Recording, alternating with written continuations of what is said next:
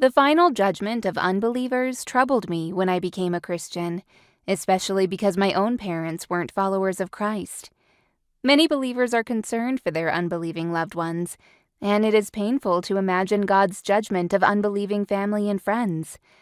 How do we cope when God's just judgment and his righteous wrath against evil and unbelieving people are clearly taught throughout Scripture?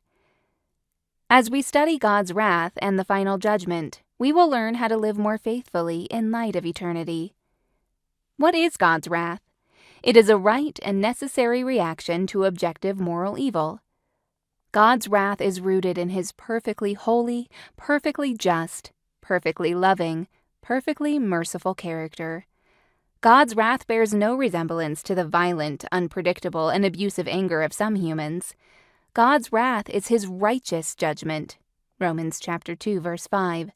The just judgment of a holy God. In his wrath, God is patient. 2 Peter chapter 3, verses 8 through 9. Slow to anger. Nahum chapter 1, verse 3. And abounding in steadfast love. Psalm 103, verse 8. God the Son, in the greatest mystery of all, drank the cup of his Father's wrath on the cross, bearing the full punishment for the sins of all who would trust in him for salvation. God's wrath is never separate from his love.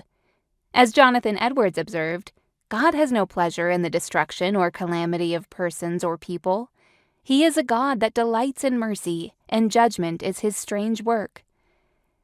With this understanding of God's wrath in mind, consider the day of judgment once more.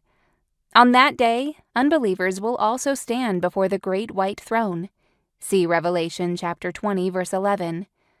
Books will be opened, but there will be no stamp to mark unbelievers as forgiven or pardoned. Seeing the light, they loved the darkness because their works were evil. John chapter 3, verse 19. As theologian J.I. Packer explains, the unbeliever has preferred to be by himself, without God, defying God, having God against him, and he shall have his preference. How then do we respond to God's wrath against unbelievers in the final judgment? We begin by recognizing and confessing our own sin, knowing that without Christ, we too would deserve God's wrath. Doing so leads us to be more grateful for the gift of salvation and more awed by God's holiness. God's wrath can bring comfort when we or those we love are victims of evil.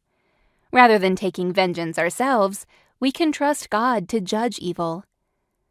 Finally, knowing the day of judgment is coming, we eagerly share the gospel with unbelievers, remembering that God is merciful and slow to anger. Dear friend, how shall we prepare for eternal glory? By having our hearts broken over our own sin, and by having our hearts stirred to share the hope of eternity with those who do not know God.